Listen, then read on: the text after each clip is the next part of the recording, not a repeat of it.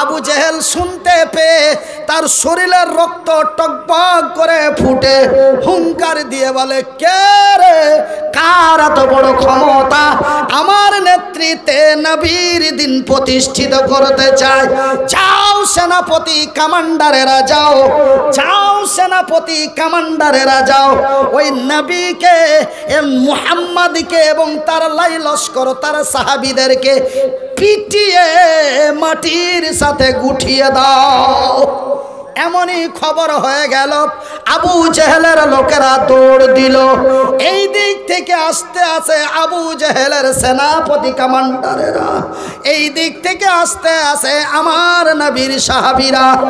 ময়দানে জমা হতে হতে ময়দানে জমা হলো 1,03,000। কত জমা হলো? কত? 1,03,000 জমা হলো।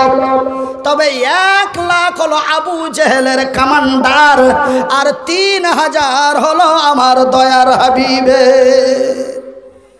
লড়াইটা কি সম্ভব বন্ধু? 2022 সালের সিস্টেমে কি সম্ভব? কেন ভাইজান? 1,00,000-এর ভিতরে যদি 3,000 ঝাঁপিয়ে পড়ে, খুঁজে পাওয়াটা সম্ভব নয়। বেঁচে থাকা তো দূরের কথা রে, ওরাই মরে যাবে। কোনটা মোহাম্মদের লোক চিনাও মুশকিল।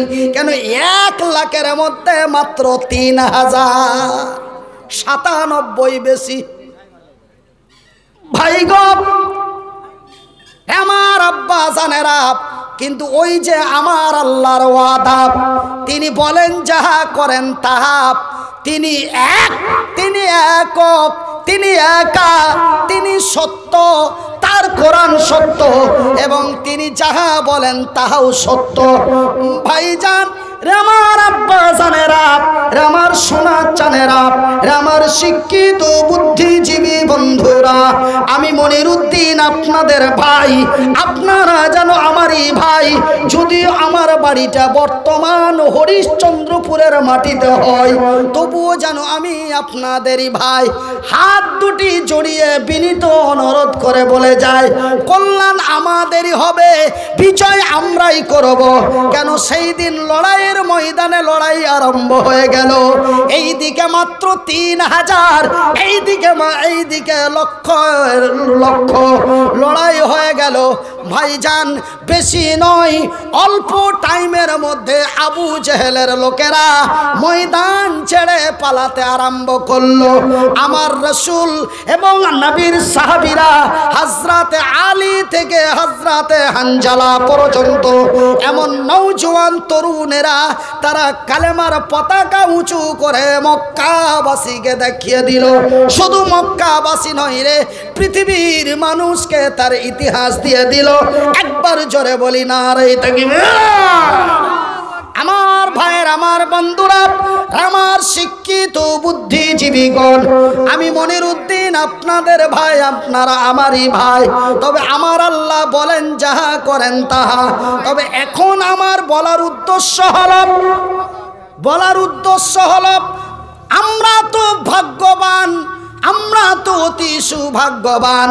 আজকে আমরা ভারতের মাটিতে 30%, কিন্তু সেই দিন মক্কার মাটিতে মুসলমানেরা ছিল অনলি মাত্র 2 থেকে 3%। তবে 3% বিজয় হলো, আর এই 30% কেন লাঞ্ছিত হলো? ওরাও তো মুসলমান, ওরা কি জি? আমি মনিরুদ্দিন বলছি, তবে আমার কথাটা একটু খেয়াল করে শুনবেন। যদিও আপনাদের পাড়ার মনিরুদ্দিন হয়, যদিও আপনাদের ছোট্ট এক সুপরিচিত বন্ধু ভাই হয়, আমি আপনাদের প্রশ্ন করে বলি, উত্তরটা দিবেন, আল্লাহ রব্বুল আলামিন খুশি হয়ে যাবেন। তবে ওরাও তো ছিল সংখ্যালঘু, আমরাও তো হলাম সংখ্যালঘু। ওরাও তো ছিল মুসলমান, আমরাও তো হলাম মুসলমান। ওদেরও নাম ছিল আব্দুল্লাহ, আমাদেরও নাম আব্দুর রহিম। ওদের নাম ছিল আব্দুর রহমান, আমাদের নাম হলো আব্দুর রহমান। ওরাও গরুর মাংস খেত, আমরাও গরুর মাংস খাই। আমি নিজে খেয়ে আসলাম। গতকালকে দেড়কে বিহারে গেছিলাম, বলছে মৌলানা মুরগা হয়েছে,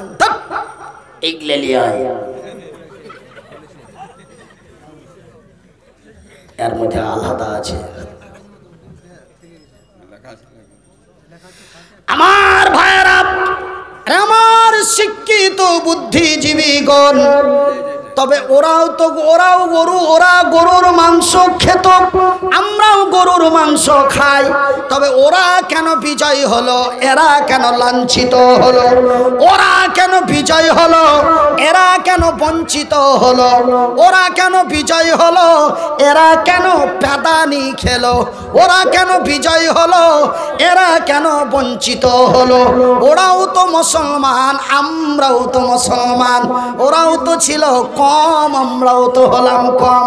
ভাই গো, এর কারণটা যদি একজন দাঁড়িয়ে বলেন, আমি মনিরুদ্দিন তাকে 500 টাকা উপহার বকশিস হিসাবে দেব। ওরাও যা, আমরাও তা। ওরাও সংখ্যালঘু, আমরাও সংখ্যালঘু। কথাটাকে বারবার রিপ্লাই করছি, মাইন্ডে নেবেন না। ওরাও সংখ্যালঘু, আমরাও সংখ্যালঘু। ওরাও মুসলমান, আমরাও মুসলমান। ওরাও গরুর মাংস খেত, আমরাও গরুর মাংস খাই। ওদেরও নাম আব্দুল্লাহ, আমাদেরও নাম আব্দুর রহিম। ওরাদেরও নাম আব্দুল করিম, আমাদের নাম আব্দুস সালাম। ওরাও ছিল আব্দুল কালাম। ওরা কেন বিজয়ী হলো, আমরা কেন বঞ্চিত হলাম? তার কারণটাই কি? তার কারণটাই কি ভাইজান? তাদের ভিতরে দুইটি জিনিস এক্সট্রা ভাবে ছিল এবং অতি মারাত্মক ভাবে ছিল ভাইজান। ওই যে আমার আল্লাহ বলেছেন, বিসমিল্লাহির রহমানির রহিম, ওয়া তুজাহিদুনা ফি সাবিলিল্লাহ। ওদের মধ্যে দুটো জিনিস মারাত্মক ছিল। কি দুটো জিনিস ছিল? ওয়া তুজাহিদুনা ফি সাবিলিল্লাহি বিআমওয়ালিকুম ওয়া আনফুসাকুম, যালিকুম খায়রুল লাকুম ইন কুনতুম তা'লামুন। আমার আল্লাহ রাব্বুল আলামিন তার নিজের পবিত্র ভাষা দিয়ে বলেন, ওয়াতুজাহিদুনা ফি সাবিলিল্লাহ, তোমরা মাল এবং জান দিয়ে, তোমরা মাল এবং জান দিয়ে অন্যায়ের প্রতিবাদ করে ন্যায়ের প্রতিষ্ঠা করো। আমি আল্লাহ, আমি তোমাদেরই কল্যাণ করব। ভাই গো, ওই যে মক্কা মদিনা তায়েফের মাটিতে যারা বিজয় করেছিল, তারা ছিল বড় লোভী। ওরা কি ছিল? কি ছিল? শুধু লোভী নয়, বড় লোভী ছিল। তারা ছিল বড় লোভী। শুধু তাই নয় রে, মক্কা মদিনা তায়েফের মাটিতে যারা বিজয় করেছিল, ওরা ছিল বড় প্রেমিক। ওরা কি ছিল? বড় প্রেমিক। তাদের ভিতরে ছিল আন্তরিক ভালোবাসা। ভাইজান, আপনারা তাদের ঈমানটা কত মজবুত ছিল। ভাই গো, আমি সাধারণ সিম্পল একটি চুক্তি বা একটি এক্সাম্পল আপনাকে দিচ্ছি।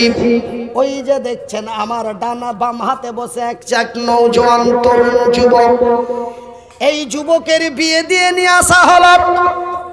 দেখেন 2022 আর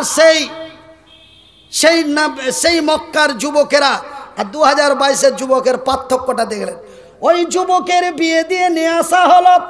যুবক বউ নিয়ে বাড়ি এলো।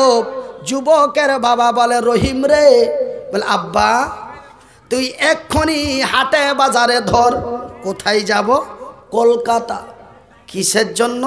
স্যার ফোন করেছে। কদিনের জন্য? বলে বেশি নয়, মাত্র 15 দিন। যাবে? যাবে? হ্যাঁ বা না বলেন? যাবে? বউ নিয়ে খালি আসছে। সন্ধ্যা লাগলেই হবে তার সোহাগ রাত, সন্ধ্যা লাগলেই হবে তার বাসর রাত, সন্ধ্যা লাগলেই হবে তার ফুল সজ্জার রাত, সন্ধ্যা লাগলেই তার হবে জীবনের প্রথম রাত। যেই রাত্রিটা পূর্বে আসেনি আর আগামী তো আসবে না, সেই রাতটা তার আসবে। আর ওই রাত্রেই বাবা তাকে ট্রেন ধরতে বলছে, যাবে যাবে না। ওই ছোড়া চট করে চলে গেছে আর বড় ভাইয়ের কাছে, মানে নিজের বড় ভাই নয়, বড় চাচার বড় বেটা। কইছে আগে বিষ দাও। বেয়াদব কোথাকার, আজে বাজে কথা বলছিস, ইডিয়েট। বলছে বিষ দাও। কেন বে, কি হয়েছে? বলছে বাপুকে কহগা। আরে বাপুর কি হুঁশ দিশা নাই? ছোড়া এখনই বিয়ে শাদি করে আইলো, আর এই পাগলের মতন কি এমন বলেছে?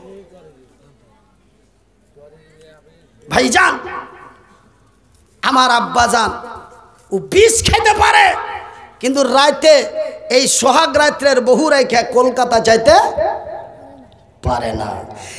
কিন্তু এমনই এক ইতিহাস মক্কার মাটিতে মৌতার প্রান্তে ঘটল।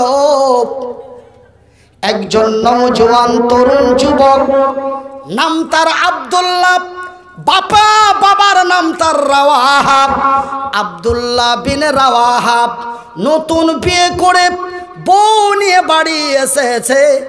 বউ তার স্বামীরে দেখে নাই, স্বামী তার বউরে দেখে নাই, একজন অন্যজনের সঙ্গে সাক্ষাৎ হয় নাই। কিন্তু আজকে আমরা বড় সৌভাগ্যবান, আলহামদুলিল্লাহ বলেন। বহনুর সাথে বউ দেখতে গেল, বউ দেখতে যে বই বিয়ের আগেই বইয়ের নাম্বার পেয়ে গেল। আর বহনুকে হোঁড়া দেখে নাম্বারটা লাও যাবে না। আমরা কত বড় সৌভাগ্যবান যে আমরা বিয়ের আগে বউ দেখতে পাই, বউ তো দেখতে পাই আবার বইয়ের মোবাইল নাম্বারও পেয়ে যায় না গো।